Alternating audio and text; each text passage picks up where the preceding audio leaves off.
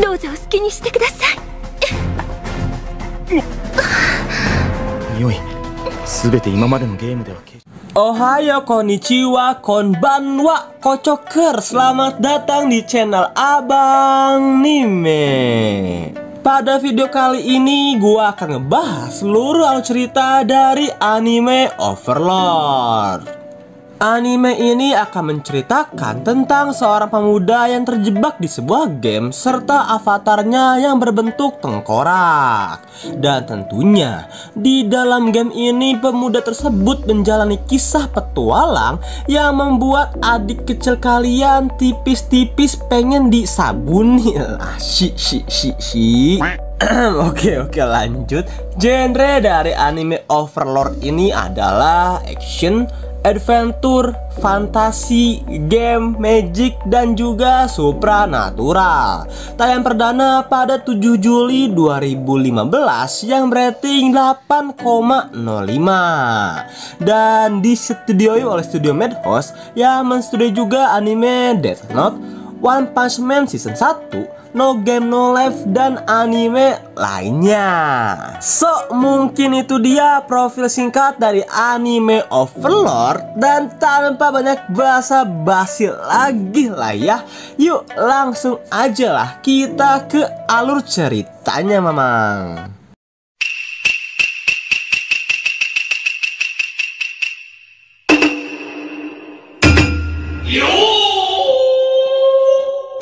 Cerita dimulai pada tahun 2126, yang mana pada tahun itu ada sebuah game bernama Yggdrasil.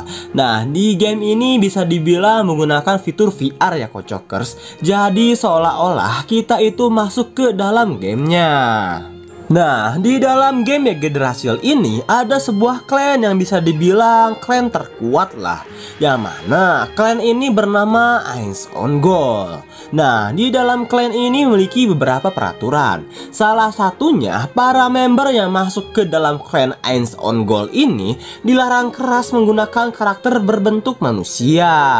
Lalu kini scene pun berganti kepada salah satu pro player bernama Momonga, yang mana di dalam game ini Momonga bisa dibilang player terkuat ya kocokers. Itu semua dibuktikan dengan status level serta skillnya yang sudah maksimal. Job Momonga sendiri di dalam game ini adalah seorang magic caster. Ya, bahasa mudanya sih penyihir ya guys ya. Nah, karena bisa dibilang game Yggdrasil ini adalah game jadul dan kebanyakan pemainnya sudah pada pensiun, termasuk seluruh anggota klan Ainz Ongol yang meninggalkan Momonga seorang diri. Maka oleh karena itu, pihak development pun memutuskan untuk menutup game Yggdrasil ini. Momonga yang begitu mencintai game Yggdrasil tersebut tentunya sangat berat hati ya guys ya meninggalkan game Yggdrasil ini, mengingat perjuangan Momonga beserta teman-temannya yang susah payah membangun klan Ainz Ongol hingga tak terkalahkan. Momonga yang mengetahui game Yggdrasil ini akan segera ditutup memutuskan untuk menikmati saat-saat terakhirnya di game tersebut. Selain itu juga Momonga menambahkan status salah satu penjaga bernama Albedo untuk mencintai Momonga. For your information aja nih kocokers. Jadi di dalam game ini ketika kalian udah pro player lah taruh kata, kalian bisa membuat penjaga kalian pribadi. Nah, di klan Ainz Ongol ini karena bisa dibilang seluruh membernya ini adalah seorang pro player semua, maka masing-masing member klan membuat penjaganya masing-masing dengan sifat, kekuatan, bentuk fisik yang sudah didesain sedemikian rupa. Ya, salah satunya adalah Albedo ini. Albedo merupakan salah satu penjaga dari teman Babang Momonga yang didesain menjadi seorang sukubus pencinta epok. Oke, balik ke cerita. Setelah Babang Momonga ini puas mengkotak-katik status Albedo seorang sukubus yang sangat mantap jiwa raga dan tentunya bisa memuaskan biologi serta adik kecil kalian yang mengkerut. Dan di detik-detik terakhir game ini ditutup, tiba-tiba saja Momonga ini merasakan kantuk yang luar biasa. Akan tetapi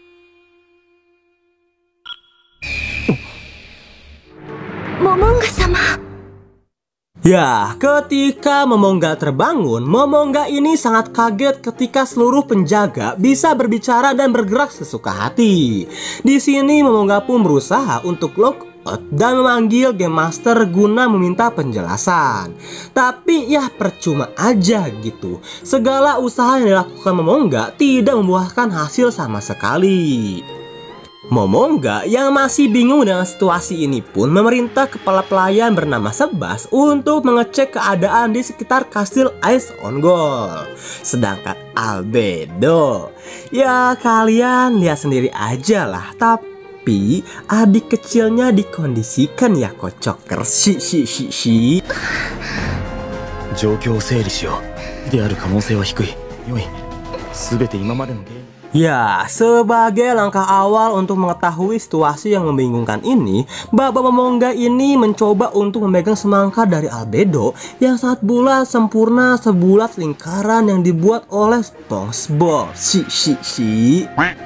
Oke, lanjut. Nah, setelah meraba, mengelus, dan sedikit memainkan semangka dari Albedo, Momonga barulah yakin bahwa dirinya kini terjebak di dalam game Yggdrasil dengan wujudnya yang seorang tengkorak. Momonga yang mengetahui hal tersebut pun memerintahkan Albedo untuk mengumpulkan seluruh penjaga lantai kastil Ice on Gold untuk berkumpul 1 jam lagi guna menemuinya. Singkat cerita, 1 jam pun berlalu. Kini kita diperlihatkan seluruh penjaga kastil sudah berkumpul di hadapan Lord Momonga kita ini. Dan ya, seperti biasa kocokers, gua akan memperkenalkan terlebih dahulu satu persatu penjaga ini. Yang pertama adalah Saltier. Saltier merupakan seorang ras vampir loli dan bekerja sebagai penjaga lantai 1, 2, dan 3. Selain itu juga, Saltier ini sangatlah menyukai Baba Momonga tampan kita ini. Yang kedua adalah Cocytus. Cocytus merupakan seorang monster es yang memiliki sifat layaknya prajurit sejati. Di sini juga Cocytus bertugas menjaga lantai 5. Dan selanjutnya adalah 2 bersaudara bernama Aura dan Mare yang merupakan Dark Elf. Akan tetapi kalian ini jangan tertipu dengan penampilan mereka ya kocokers. Yang mana meskipun Aura ini berpenampilan seperti seorang lelaki, akan tetapi nyatanya Aura ini adalah seorang wanita. Begitupun dengan adiknya Mare. Di balik penampilannya serta sifatnya yang imut, Mare adalah seorang laki-laki. Dan 2 bersaudara ini bertugas menjaga lantai 6. Dan yang keempat adalah Damirgus. Damirgus merupakan iblis, entah iblis naga, entah iblis kadal gitu. Gue juga kurang tahu kocokers. Tapi yang pasti itu adalah Damirgus seorang iblis yang sangat pintar dan berwibawa, serta sangat pandai menyusun strategi. Lalu yang kelima adalah Albedo. Seperti yang udah gue katakan tadi, Albedo merupakan seorang sukubus pecinta pok. Di sini Albedo berperan sebagai kepala penjaga, yang mana artinya Albedo ini merupakan iblis yang paling OP di antara penjaga lainnya. Sebenarnya sih masih banyak banget kocokers para penjaga lantai serta anak buah dari Momonga ini.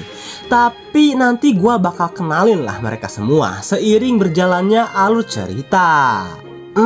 Bang, kalau kekuatan para penjaga ini gimana bang?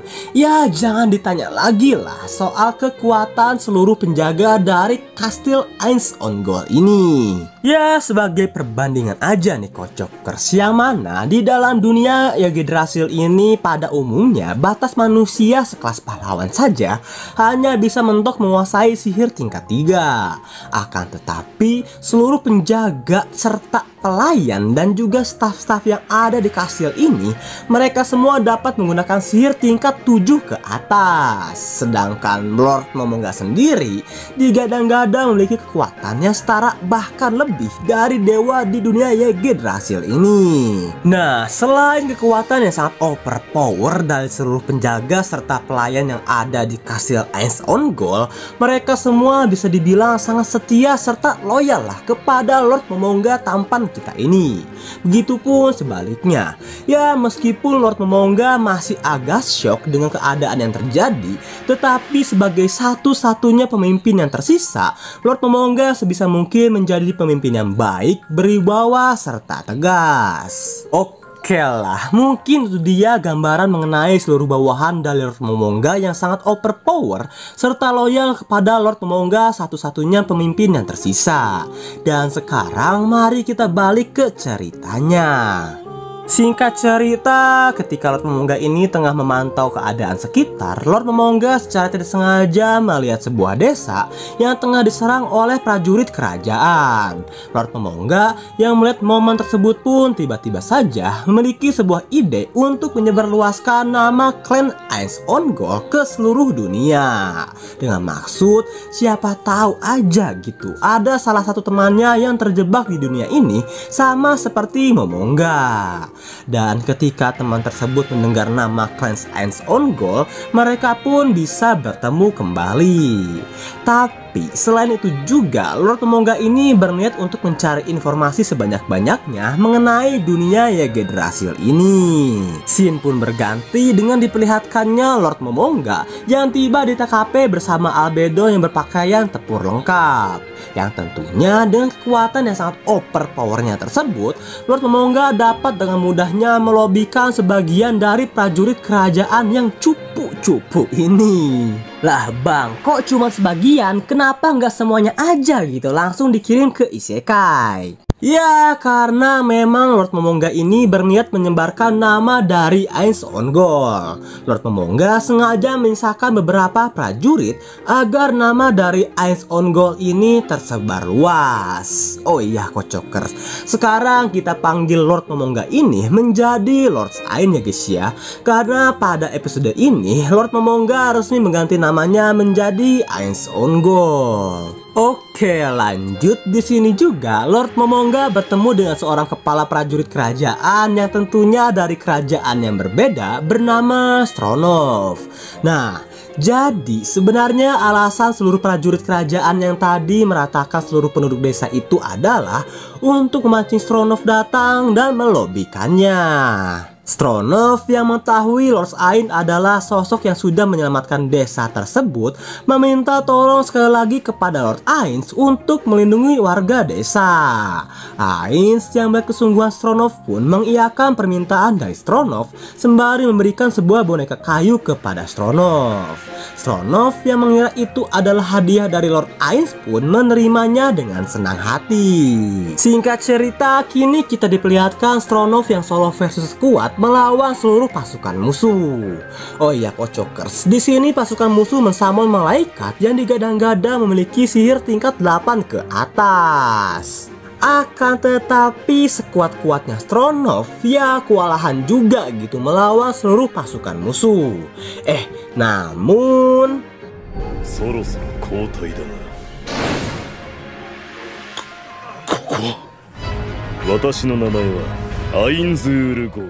ya, ketika Stronov ini di ambang batas, tiba-tiba saja Stronov dan Lord Ainz ini bertukar posisi.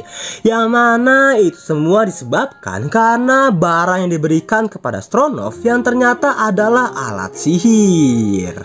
Hingga kini kita diperlihatkan Lord Ainz dan Albedo yang akan melawan seluruh pasukan musuh.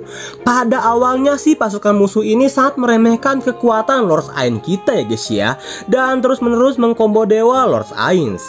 Lord Ainz yang sedari tadi terus menerus diserang sangat teramat merasa kecewa karena ternyata kekuatan yang digadang-gadang hampir setara dengan dewa ini tak berdamage sama sekali kepada Lord Ainz.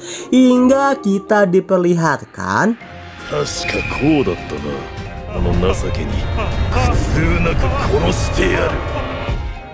ya, mereka semua pun pergi ke isekai. Kai. Setelah berhasil melobikan seluruh pasukan kerajaan, dari sinilah nama Ainz Ongol pun mulai tersebar. Waktu demi waktu pun berlalu demi memperluas nama Ainz Ongol serta berusaha menggali informasi lebih dalam lagi mengenai dunia Yggdrasil ini. Kini kita diperlihatkan Ainz yang menyamar menjadi seorang petualang bernama Momon. Oh iya, di sini Lord Ainz tidak sendiri ya guys ya. Lord Ainz ditemani dengan seorang pelayan bernama Nabe. Ingat ya guys ya, jabatan pelayan itu jauh lebih rendah dibandingkan penjaga lantai. Oke, lanjut. Tetapi bisa dibilang awal kisah Ainz menjadi seorang petualang ini tidaklah mudah Kocokers. Yang mana karena Ainz menggunakan jirah full body, ia selalu diolok-olok oleh para petualang lainnya yang menganggapnya anak manja dari keluarga kaya. Nah, dari percekcokan ini Ainz tidak sengaja memecahkan potion biru seorang wanita. For your information aja nih guys, potion biru itu adalah potion yang paling tinggi yang bisa dibuat oleh manusia saat ini. Ainz yang merasa tidak enak kepada wanita tersebut pun pada akhirnya mengganti rugi dengan sebuah potion berwarna merah. Wanita ini yang kita panggil saja Lena pada awalnya bingung ya guys ya, karena Lena sama sekali belum pernah melihat potion berwarna merah. Yang oleh karena itu kini kita diperlihatkan Lena yang datang ke sebuah toko obat yang paling hebat bernama Bare-Bare. Bare-Bare dan neneknya yang melihat potion merah ini tentunya sangat terkagum-kagum Kocokers, dan menanyakan kepada Lena siapakah orang yang memberinya potion merah tersebut. Lena pun mulai menjelaskan mengenai ciri-ciri Ainz serta kerusuhan yang sudah terjadi tadi. Lalu scene pun berganti kepada Lord Ainz dan Nabe yang diajak berparti oleh petualang lain. Dan di saat yang bersamaan pula kita diperlihatkan Bare-Bare yang menemui Ainz yang bertujuan untuk menyewa jasanya mencari tanaman obat ke sebuah desa bernama Desa Karnel. Desa Karnel itu adalah desa yang sudah diselamatkan oleh Lord Ainz tempo hari ya Kocokers. Lord Ainz yang mendengar permintaan dari Bare-Bare pun tentunya langsung mengiyakannya. Hingga kini kita diperlihatkan Lord Ainz and the gang yang langsung OTW ke Desa Karnel. Ya meskipun perjalanan mereka ini tidaklah semulus paha waifu kalian yang selalu kalian pakai ritual, akan tetapi karena adanya Lord Ainz, semua rintangan-rintangan dapat dihadapi dengan easy peasy lemon squeezy. Singkat cerita, kini kita diperlihatkan Ainz dan partinya yang sudah tiba di Desa Karnel. Oh iya, di sini juga kita dapat melihat Desa Karnel yang sekarang ini sudah jauh berbeda dari Desa Karnel yang dulu ya guys ya. Yang mana sekarang Desa Karnel dibantu oleh kawanan goblin untuk memajukan mereka dalam bidang pertahanan serta pertempuran. Bentar bang, kok tiba-tiba ada goblin? Jadi gini Kocokers, goblin-goblin ini datang karena tempo hari Ainz menyelamatkan seorang wanita bernama Henry. Nah saat itu Ainz memberikannya 2 buah peluit kepada Henry, yang mana jika peluit tersebut ditiup maka akan muncul sekumpulan goblin yang akan patuh kepada Henry. Jadi ya gitu Kocokers. Tapi bentar Kocokers, ternyata Bare-Bare serta Henry ini memiliki hubungan dekat loh. Bahkan Bare-Bare juga sudah jatuh cinta kepada Henry. Oke lanjut. Oh iya, dalam misi ini juga Lord Ainz tampan kita ini berhasil mengalahkan monster legendaris yang dikenal dengan sebutan Raja Hutan yang Agung dan menjadikannya peliharaan serta diberi nama Hamsuke. Dan ya seperti para anak buah Ainz yang lain, ketika melihat kekuatan serta wibawa dari Lord Ainz, Hamsuke ini sangat mengagumi Ainz dan tentunya sangat loyal. Singkat cerita, misi Ainz untuk menemani Bare-Bare pun selesai dan mereka pun kembali ke ibu kota. Nah di ibu kota Ainz serta para partinya termasuk Bare-Bare berpisah karena Ainz harus mendaftarkan Hamsuke sebagai monster yang sudah ditaklukkan ke guild. Akan tetapi ketika Bare-Bare serta partinya ini tiba di rumah Bare-Bare, Hai, okaeri nasai. 遊びすぎだ。Ya, tiba-tiba saja ada dua orang yang tidak dikenal masuk ke dalam rumah Bare-Bare dengan tujuan untuk menculik Bare-Bare. Jadi gini Kocokers, gue jelasin dulu nih tentang dua orang misterius tersebut. Dimulai dari wanita psikopat yang bernama Clementine. Clementine adalah sosok wanita yang kekuatannya ini bisa dibilang setara lah dengan pahlawan. Akan tetapi dengan kekuatannya yang besar sebagai manusia, Clementine memiliki sifat psikopat yang mempunyai hobi mengambil tag dari para petualang yang sudah ia lobikan. Sedangkan kakek ini yang kita panggil saja kakek Sugiono adalah seorang magic caster yang memiliki ambisi mengenai keabadian. Tetapi jalan menuju keabadian yang dipilih kakek Sugiono ini agak sedikit dark ya Kocokers, yang mana kakek Sugiono harus mengumpulkan banyak mayat yang dirubahnya menjadi zombie serta mengumpulkan aura-aura negatif yang cukup besar dari manusia. Nah, keabadian itu bisa kakek Sugiono dapatkan jika ia melobikan satu negara bernama Erantel, negara yang kini Lord Ainz tempati. Nah, sedangkan tujuan mereka berdua adalah menculik Bare-Bare. Itu semua dilakukan karena mereka berdua tahu kalau Bare-Bare ini adalah magic caster yang sangat berbakat. Nah, guna mengendalikan ratusan bahkan jutaan undead, itu semua dibutuhkan energi sihir yang sangat kuat. Dan mereka berdua percaya jika mereka menculik Bare-Bare dan memakaikan sebuah item yang mampu mendorong manusia menguasai sihir tingkat 7, mengendalikan ribuan bahkan jutaan undead pun merupakan hal yang mudah. Di sisi lain, ketika Ainz baru saja mendaftarkan Hamsuke, tiba-tiba saja Lord Ainz didatangi oleh nenek dari Bare-Bare. Di sini nenek Bare-Bare menanyakan keberadaan cucunya kepada Ainz. Lord Ainz yang memang notabene-nya tadi sempat berpisah pun menjawab bahwa Bare-Bare serta rekan partinya sudah tiba di rumahnya duluan.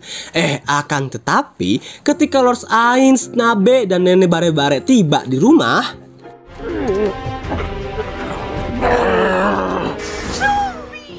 ya, alangkah terkejutnya mereka ketika mereka mengetahui bahwa seluruh teman partinya ini berubah menjadi zombie. Nenek Bare-Bare yang tidak melihat keberadaan cucunya pun memohon kepada Ainz untuk membawa kembali cucunya. Ainz yang mendengar permintaan dari nenek Bare-Bare ini sih oke-oke aja gitu. Akan tetapi bayaran yang harus ditebus oleh nenek Bare-Bare ini adalah seluruh kekayaan yang dimilikinya saat ini. Nenek Bare-Bare yang mendengar syarat yang diinginkan dari Lord Ainz ini awalnya agak keberatan ya guys ya. Akan tetapi demi menyelamatkan sang cucu kesayangan, mau tidak mau nenek Bare-Bare pun harus mengorbankan seluruh hartanya tersebut. Dan ya, terjadilah kontrak antara mereka berdua. Setelah menentukan titik koordinat keberadaan Bare-Bare, Ainz, Nabe, serta Hamsuke pun langsung OTW lah ke tempat tersebut. Singkat cerita, kini kita diperlihatkan Ainz, Nabe, serta Hamsuke yang nyangkut di pohon ini tiba di markas kakek Sugiono dan juga Clementine. Nah, di sini Lord Ainz kita akan melawan Clementine, sedangkan Nabe akan melawan kakek Sugiono. Nabe yang notabene-nya adalah seorang magic caster harus berhadapan dengan dua naga yang digadang-gadang memiliki ketahanan sihir tingkat 6 ke atas. Yang artinya bagi manusia biasa sangatlah mustahil untuk mengalahkan naga ini ya guys ya. Sedangkan Ainz ya seperti biasa ya guys ya, setiap musuh yang berhadapan dengan Ainz pasti aja gitu selalu meremehkan dan merasa dirinya itu lebih kuat dari Ainz. Akan tetapi dengan wibawa serta ketenangan yang luar biasa dari Ainz ini memberikan kesempatan kepada Clementine untuk menyerangnya terlebih dahulu. Sedangkan di tempat Nabe, kita diperlihatkan Nabe cukup kewalahan Kocokers melawan naga dari kakek Sugiono ini. Waktu demi waktu pun berlalu. Setelah cukup main-mainnya, pada akhirnya kini Lord Ainz kita mulai seriuslah menghadapi Clementine.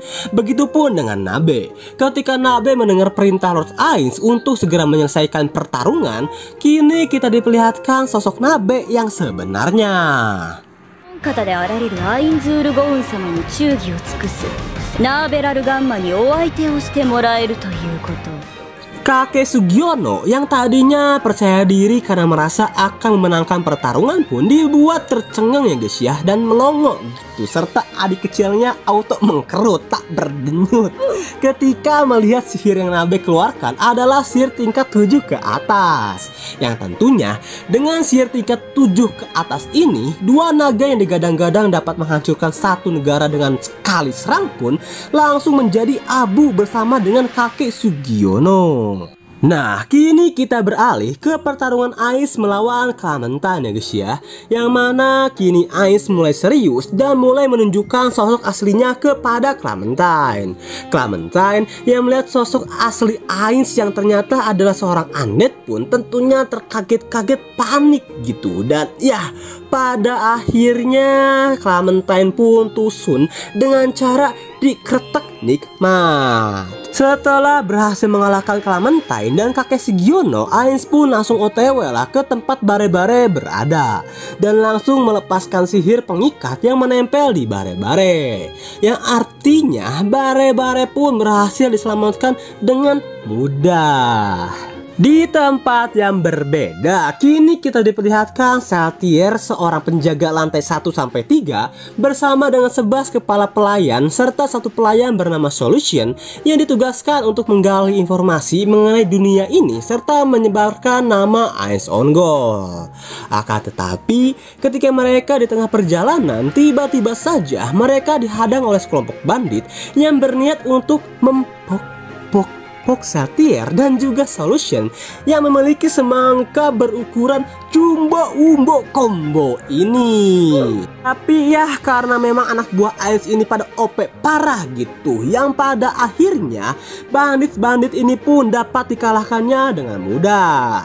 Saltier yang merasa belum cukup puas pun langsung OTW lah ke markas pusat bandit tersebut dan langsung berhadapan dengan ketua bandit yang digadang-gadang memiliki kekuatan yang setara dengan pahlawan. Tapi ya, di mata Saltier, sekuat apapun manusia, mereka semua sama lemahnya dengan serangga.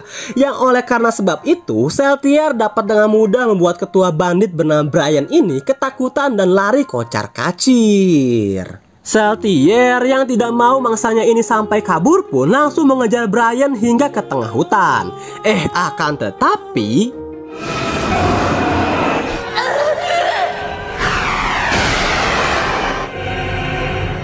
ya, tiba-tiba saja Saltier ini dikepung oleh pasukan entah dari pasukan kerajaan mana gitu.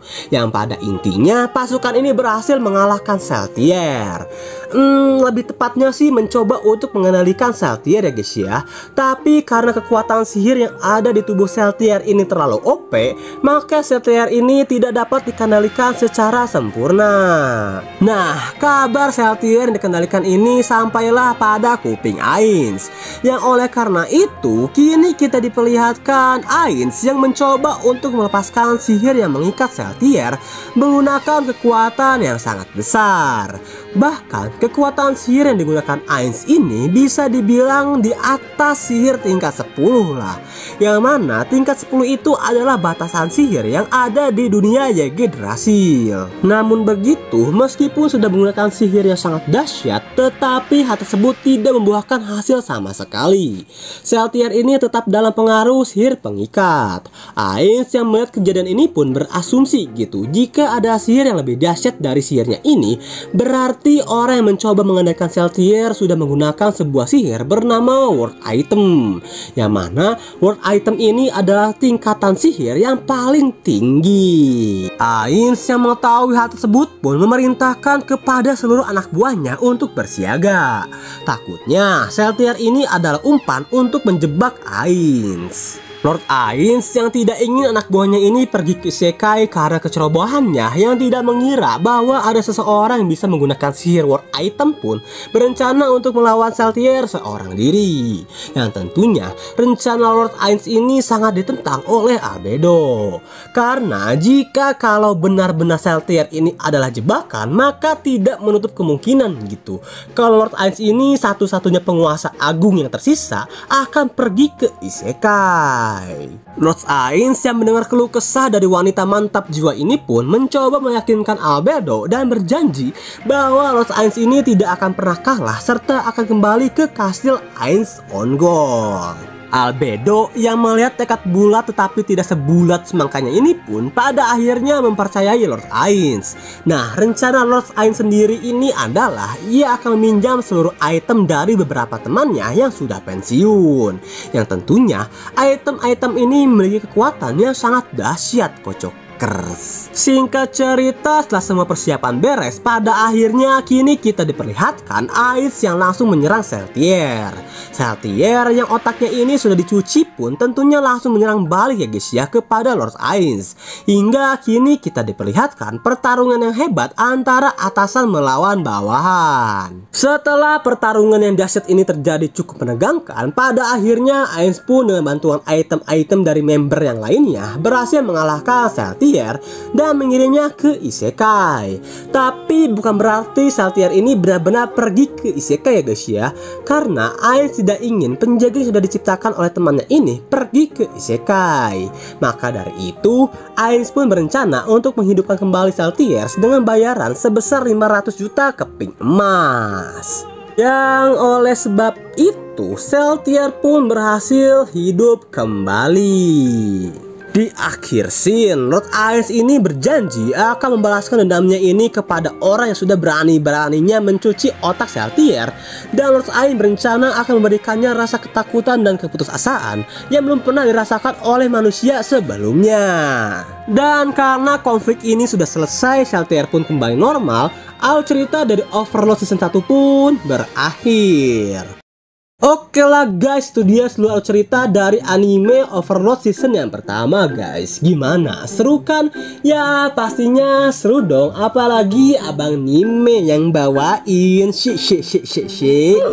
So, dari video seperti biasa nih Kocokers, jika kalian menyukai cerita kali ini atau tema-tema yang ada di channel Abang Nime ini, sabi banget lah untuk klik tombol subscribe, like, komen, dan juga share ya guys ya. Bantu channel Abang Nime ini untuk terus berkembang. Thank you udah mampir dan thank you banget yang udah subscribe. See you di next video, bye-bye.